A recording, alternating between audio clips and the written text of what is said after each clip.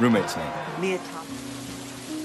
Yang selalu terlihat bahagia dan ceria bukan berarti hidupnya nggak pernah ada masalah. Karena kita nggak tahu apa yang orang lain rasakan. Bisa saja di keramaian dia ketawa lepas, di kesunyian malah menangis paling keras.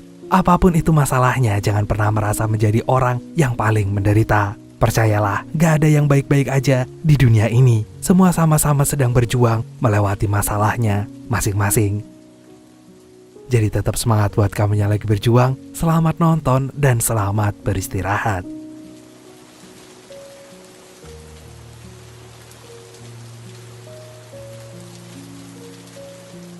Suatu hari di Amerika Serikat terlihat ada seorang bocah yang selalu menghabiskan waktu sehari-harinya sesuai dengan agenda yang telah disusun oleh orang tuanya.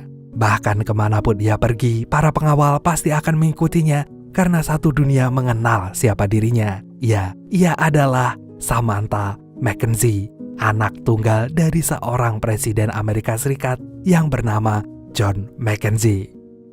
Selama ini Samantha tinggal di sebuah rumah yang besar seperti istana, yang rasa-rasanya seperti terkurung di sebuah penjara. Untungnya ada asisten pribadi ayahnya yang bernama Liz, yang bisa menjadi teman rumpinya. Karena sepanjang hidupnya selama ini Samantha gak pernah sekalipun punya seorang teman. Namun saat tahu dirinya akan kuliah dan tinggal di asrama kampus, Samantha langsung kegirangan. Itu artinya ia bisa merasakan hidup seperti anak-anak seumurannya yang bisa bebas melakukan apapun yang ia mau tanpa perlu mengikuti agenda yang padat merayap itu. Liz yang mendengarnya hanya bisa mengingatkan Samantha untuk tetap menjaga sikapnya. Bagaimanapun juga Samantha nggak bisa bersikap semaunya karena semua mata pasti tertuju padanya. Apalagi ayahnya akan mencalonkan lagi menjadi presiden di tahun berikutnya.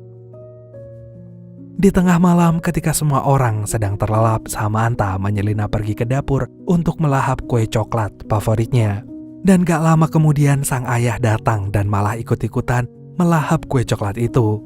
Ayahnya itu memang sudah hafal dengan kebiasaan anak sematawayangnya yang suka kelaparan di tengah malam. Lalu Samantha pun membujuk sang ayah agar besok gak perlu repot-repot mengantarkannya ke kampus. Ia ingin menjalani kehidupan sebagai maba dengan tenang tanpa jadi pusat perhatian. Tapi apalah dayanya, keesokan paginya kedua orang tuanya tetap kekeh menemani Samantha pergi ke kampus.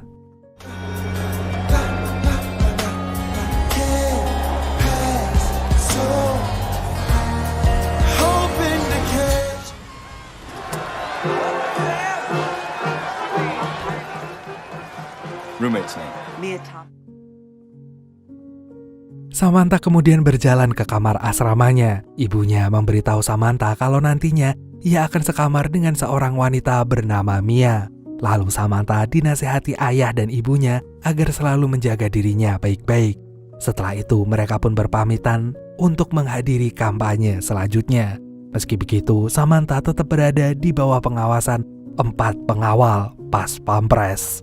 Gak lama setelah orang tuanya pergi, Samantha pun langsung merasa bebas.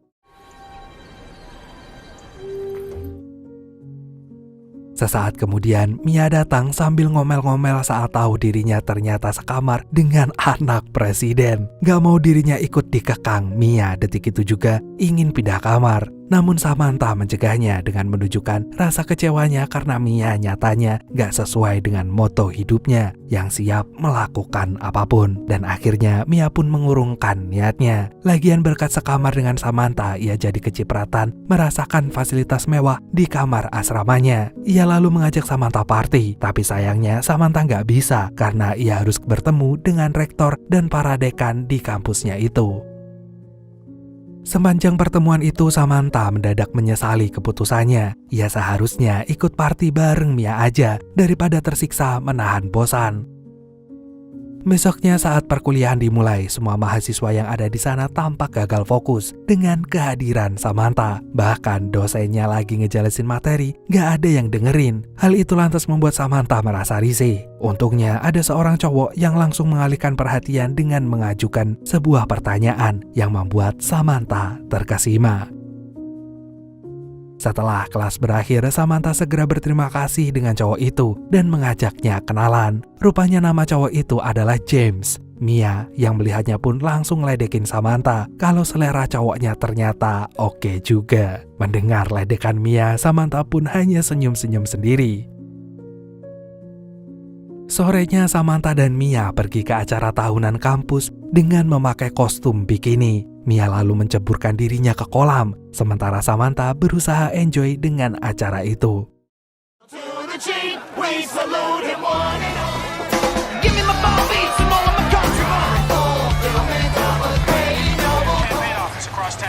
Lucky Charm secure.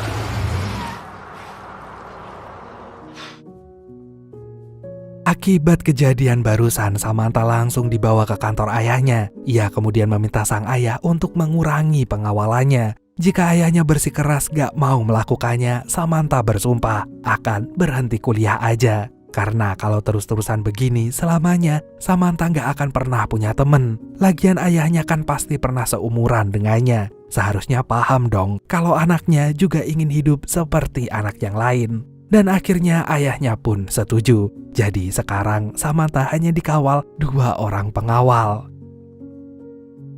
Sekembalinya di kampus, Samantha buru-buru memastikan kalau omongan ayahnya itu gak bohong. Dan benar saja saat melihat keluar jendela, terpantau udah gak ada lagi pengawal yang melihatnya dari jendela kamar sebelah.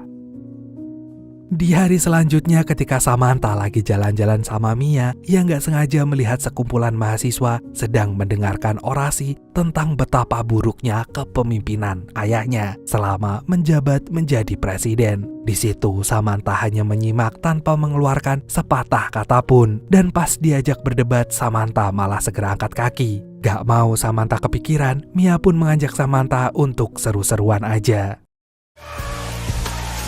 We should change. I don't want to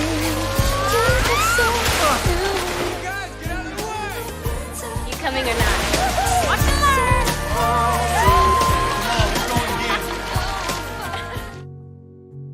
Sialnya kejadian kemarin itu menjadi berita utama di sebuah majalah. Dengan foto yang terpampang nyata saat Samantha nggak sadar hampir melorotin celananya Mia. Liz kemudian memperingati Samantha untuk selalu menjaga sikapnya agar nggak mencoreng nama baik ayahnya. Samantha tahu ayahnya saat ini pasti lagi marah. Ia lalu meminta teleponnya disambungkan kepada sang ayah. Dan dengan cepat Samantha minta maaf dan berjanji akan lebih berhati-hati lagi. Sementara itu Mia sama sekali nggak habis pikir kalau kejadian kayak gitu aja bisa jadi berita seheboh ini. Padahal itu kan sebuah ketidaksengajaan. Dan atas kejadian itu Samantha pun dikejar-kejar wartawan.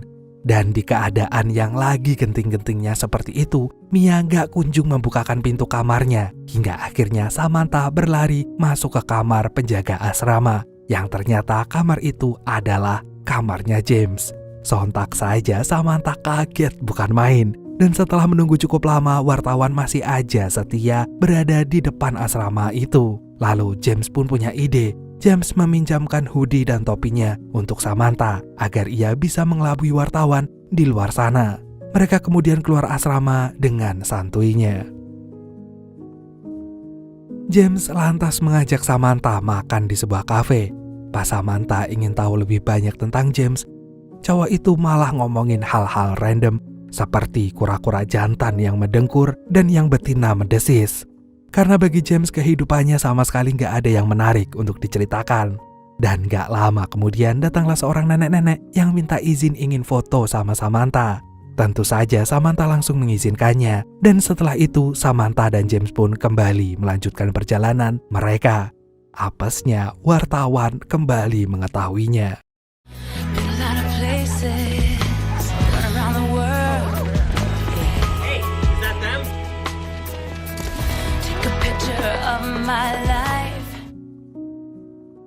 Dan akhirnya James pun mengajak Samantha menyelinap masuk ke bioskop dan malah nonton film. James selalu membeli popcorn dan mencampurkan popcorn itu dengan coklat. Ia tahu hal itu menyalahi aturan perpopcornan. Tapi asal Samantha tahu kalau mereka sesekali memang harus melanggar aturan. Karena gak ada yang tahu kapan inspirasi itu datang. Dan di luar dugaan Samantha, rasa popcorn itu ternyata mantul abis. Lalu mereka pun sampai di asrama dengan selamat. Dan Samantha masih aja ngepoin kehidupan James, mulai dari menanyakan permainan favorit sampai makanan favorit James. Buat Samantha sendiri, hari itu adalah hari yang paling menyenangkan di dalam hidupnya selama ini. Dan beberapa hari kemudian Samantha pun berniat ingin ngajakin James pergi melihat acara api unggun pada nanti malam. Mia lalu membantu menuliskan pesan itu di sebuah papan tulis yang ada di depan kamar James. Malamnya ketika acara api unggun akan dimulai, Samantha terus saja merasa gelisah karena James nggak muncul-muncul juga. Mia yang peka langsung menenangkan Samantha. Sepertinya James berhalangan hadir karena harus menjalani tugasnya sebagai penjaga asrama. Dan setelah itu Mia cerita kalau ia menyukai seorang cowok yang dulunya pernah satu sekolahan dengannya. Dan tanpa disangka-sangka cowok itu datang memenuhi pesan ajakannya tadi. Tapi pas tuh cowok menghampirinya, ia malah menyapa Samantha. Kesal dengan apa yang terjadi, Mia pun langsung pergi dari sana. Ia kemudian sengaja menjadikan kamar asramanya itu sebagai tempat party untuk membalaskan apa yang udah terjadi. Bahkan saking keselnya, Mia dengan beraninya coret-coretin foto Samantha sekeluarga. Rupanya Mia iri melihat Samantha selalu menjadi pusat perhatian banyak orang. Sementara dirinya gak ada satupun yang peduli dengannya. Gak hanya itu, orang-orang sering banget menuduhnya dekat dengan Samantha hanya untuk pansos aja. Mendengar itu, Samantha otomatis membantahnya. Karena menjadi pusat perhatian banyak orang itu benar-benar di luar kuasanya. Dan seharusnya Mia gak perlu ambil hati dengan omongan orang lain kalau itu gak sesuai dengan kenyataan yang ada. Jadi kalau sampai Mia merasa tersinggung, mungkin omongan orang lain itu benar adanya. Beberapa saat kemudian dengan spontan Samantha pun menceritakan kejadian barusan kepada James. Ia tahu kenapa selama ini gak ada satu orang pun yang mau berteman dengannya. Karena berada di dekatnya hanya akan membuat teman-temannya itu seakan tersisihkan dari dunia. Padahal terlahir jadi anak presiden bukanlah keinginannya. Di mana sejak dirinya lahir Samantha gak bisa memilih hidupnya sendiri. Bahkan sejak saat itu kehidupannya sudah resmi menjadi konsumsi publik. Samantha merasa dirinya punya privasi hanya saat ia masih dalam kandungan. Gak ingin Samantha terus-terusan berlarut-larut dalam kesedihan, James pun segera mengajaknya jalan-jalan mencari udara segar. I got your shoes. Come on, let's go. Thank you. You must be proud of you. Thought about this before, huh?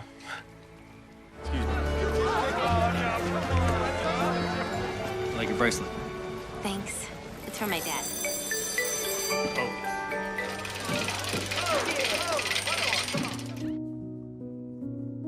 Sepulang dari pasar malam, Samantha berterima kasih pada James lantaran ia bisa sejenak merasakan kehidupan menjadi orang biasa. Dan entah kenapa saat menghabiskan waktu berdua sama James, Samantha merasa gak perlu takut lagi untuk menjadi dirinya sendiri.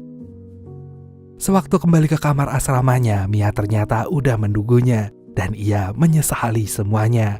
Mia tahu kalau kali ini ia sudah sangat keterlaluan dan detik itu juga mereka pun baikan. Keesokan harinya Samantha pun ngajakin Mia dan James pergi ke suatu tempat sambil naik pesawat pribadinya. Di mana di dalam pesawat itu Mia bisa melakukan manicure dan pedicure, sementara James bisa main PS sepuasnya.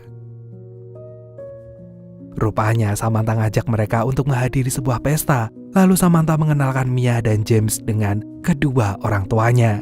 Gak lama setelah itu James mengajak Samantha bicara secara empat mata. Tepat saat James mau ngomong, Samantha malah ngajak James berdansa.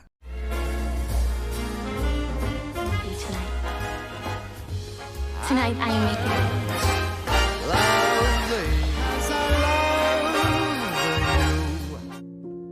Dan sewaktu Samantha diwawancarai awak media, tiba-tiba saja Lucky Charm, on the way!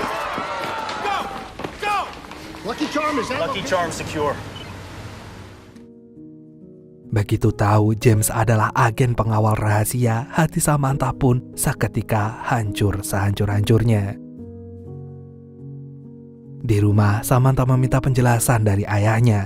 Kenapa ayahnya itu nggak ngasih tahu dirinya? Kini Samantha merasa dirinya seperti orang paling bodoh di dunia ini. Di saat ia sudah mulai jatuh hati dengan James, semesta malah membuatnya patah hati berkali-kali lipat. Meski begitu, Samantha gak ingin James kehilangan pekerjaannya itu. Ia meminta sang ayah untuk membiarkan James terus ada di sisinya, meski hanya sebagai pengawal. Karena Samantha tahu ayahnya hanya berusaha melindunginya dari teror-teror yang belakangan ini semakin menggila.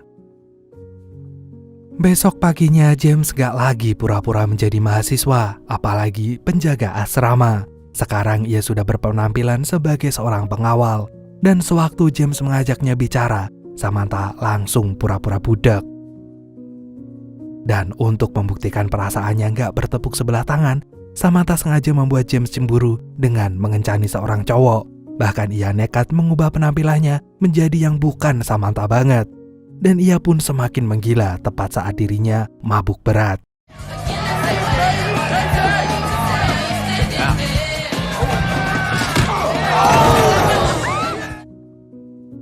James kemudian menggendong Samantha menuju ke asrama kampus. Ia benar-benar sedih melihat Samantha yang sekarang, yang sama sekali bukan seperti dirinya. Samantha yang mendengarnya pun langsung bilang kalau seperti inilah kondisinya kalau ia hidup tanpa ada James di sisinya. Dan begitu sampai kamar asramanya, Samantha meminta James untuk jujur dengan perasaannya. Samantha tahu yang James lakukan selama ini bukan hanya sekedar melakukan pekerjaannya, tapi James juga menyimpan perasaan yang sama dengannya. Apa karena statusnya sebagai anak presiden yang menahan James untuk gak mau menyatakan perasaannya itu? Atau mungkin semua orang selama ini hanya pura-pura bersikap manis padanya karena dia anak seorang presiden. Namun gak ingin Samantha salah paham, James pun bilang kalau mereka sama rasa. Selamanya mereka gak akan pernah bersama. Selain karena pekerjaannya terancam, ia yakin ayahnya Samantha gak akan mengizinkannya. Tapi seandainya boleh memilih, James akan mengikuti kemanapun Samantha pergi, bukan karena harus melakukannya, tapi karena itu adalah keinginannya. Paginya, Mia pun menunjukkan sebuah majalah yang memuat berita kalau dirinya diduga telah berkencan dengan pengawalnya sendiri, yaitu James. Samantha kemudian mencari James, namun sayang James sudah digantikan dengan pengawal yang baru. Sejak saat itu hari demi hari Samantha dilewati dengan perasaan yang kacau balau. Kabar dirinya kencan bersama James pun semakin menjadi omongan di mana-mana. Kali ini Samantha benar-benar merasa sangat lelah. Dan gak lama kemudian ibunya datang ke asrama untuk menjemput Samantha. Ia ingin Samantha untuk sementara waktu cuti kuliah dulu sampai keadaan membaik. Mengingat dalam waktu dekat ini pemilihan presiden akan segera dilakukan dan ayah Samantha telah kehilangan 3 poin akibat huru-hara yang Samantha buat akhir-akhir ini. Dengan berat hati, Samantha pun pulang bersama ibunya. Sementara yang terjadi dengan James, ia sedang menjalani sidang pendisiplinan. Di situ James sadar kalau ia sudah berusaha mengesampingkan perasaannya. Tapi semakin berusaha meredam perasaannya, rasa cinta James untuk Samantha malah semakin besar. Dan bila James harus kehilangan pekerjaannya karena perasaannya itu, James pun kini telah siap menanggungnya. Dan pada akhirnya James pun diskors dan akan dipindah tugaskan. Di sisi lain, Samantha yang ikut mendampingi ayahnya menghadiri pertemuan penting pun hanya bisa terdiam. Namun semuanya meledak saat ayahnya itu memintanya untuk bersikap lebih dewasa. Padahal Samantha sudah melakukannya. Ia sudah membuang egonya saat ia memutuskan untuk pulang sama ibunya.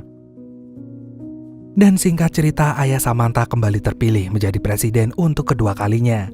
Di malam peresmiannya sebagai presiden, ayahnya segera mengajak Samantha berdansa bersama. Di momen itulah ayahnya minta maaf untuk semua hal yang terjadi di hidup Samantha. Maaf gak pernah mendengarkan apa yang Samantha inginkan. Maaf belum bisa menjadi ayah yang baik. Dan maaf sudah membuat Samantha patah hati untuk cinta pertamanya. Dan di tengah dansanya itu, sang ayah ternyata menyiapkan sebuah kejutan untuk Samantha dengan menghadirkan James. Ia lalu melepaskan putrinya itu berdansa dengan James.